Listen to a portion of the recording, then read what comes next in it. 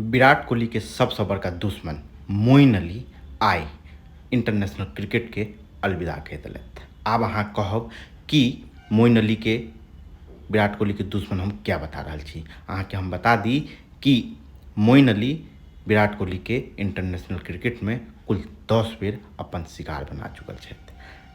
आब अगर मोइन अली के रिटायरमेंट के बात कर ली तो मोइन अली आइ दोसर बेर इंटरनेशनल क्रिकेट के अलविदा कलथि है।